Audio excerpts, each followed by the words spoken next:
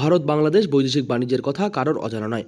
প্রতিদিন প্রচুর ট্রাকে করে মালপত্র এই পার বাংলা থেকে ওপার বাংলায় নিয়ে যাওয়া হয়। তবে বর্তমান সময়ে বাংলাদেশের অস্থির পরিস্থিতির কারণে অসুবিধায় পড়তে হচ্ছে এই সমস্ত ট্রাক চালকদের। বহু ট্রাক চালকেরা ইতিমধ্যেই তাদের ট্রাক ফেলে রেখে পালিয়ে এসেছিলেন খোদ ভারতে।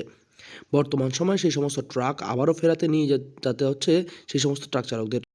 বুঝেছিলাম এই যে ওখানে দিয়ে বিএসএফ ডাকছে ওখান দিয়ে আপনার সময় নিছে চেক পয়েন্ট বন্ধ কিভাবে এসেছিলেন গাড়ি করে? গাড়ি না তাহলে? হেঁটে আছে। হেঁটে হেঁটে আসতে হয়েছে। গাড়ি কোথায় রয়েছে আপনাদের? গাড়ি দিয়ে সামনে আছে ওই পাশে রয়েছে। এমনি বাংলাদেশের পরিস্থিতি কিরকম এখন? পরিস্থিতি বর্তমান খুব খারাপই আছে। আপনাদের আবার তো যেতে হচ্ছে, কতটা আতঙ্কে রয়েছে? দিকে তো বহুত আতঙ্কে ভয় লাগে হাসিও লাগে। ক বছর ধরে গাড়ি চালান? 4 বছরের না প্রতিদিন শয়ে শয়ে ট্রাকে করে প্রচুর পরিমাণে পাথর, বালি, এমনকি বহু মূল্যবান সামগ্রীও যাতায়াত করে থাকে এই চ্যাংড়াবান্ধা চেকপোস্ট এলাকা দিয়ে।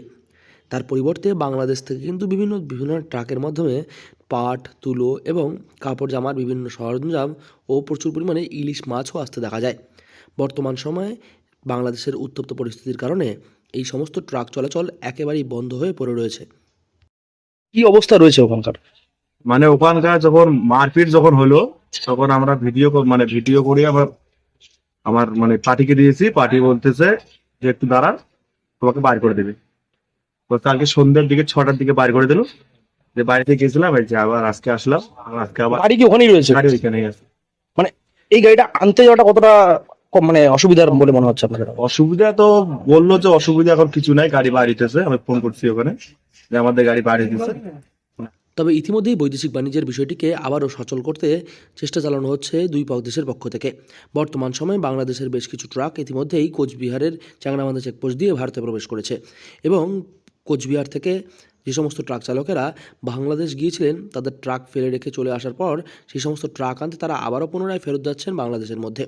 তবে সেই সমস্ত চালকেরা কিন্তু কিছুটা হলেও দুশ্চিন্তার মধ্যে রয়েছেন, কারণ বাংলাদেশের পরিস্থিতি স্বাভাবিক হতে এখনও অনেকটা সময় বাকি রয়েছে।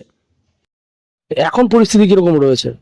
এখন পরিস্থিতি মোটামুটি স্বাভাবিক হয়ে গেছে দেশে। আচ্ছা, এখন সুস্থভাবে বাইরে যাইতেছে, কোনো আর ঝামেলা নাই। মানে এই পরিস্থিতি যদি চলতে থাকে তাহলে পরবর্তী সময় কি আবার কোনো অসুবিধা হওয়ার আশঙ্কা রয়েছে? এই পরিস্থিতিতে আর থাকার কোনো অসুবিধা হবে না? সেটা হবে না। আপনারা ঢুকেছিলেন কি আজকেই এসেছিলেন? আজকে সকাল টাইমে ঢুকছি। সকালে এসেছিলেন, এখন ফিরে যাবেন কবে আবার? আবার আজকে খালি হবে না, কালকে সকাল টাইমে খালি হবে। তারপরে ফিরে যাবেন। ঠিক আছে।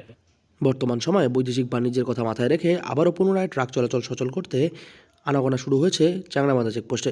কোচবিহার থেকে সার্থক পণ্ডিতের রিপোর্ট, লোকাল 18 বাংলা।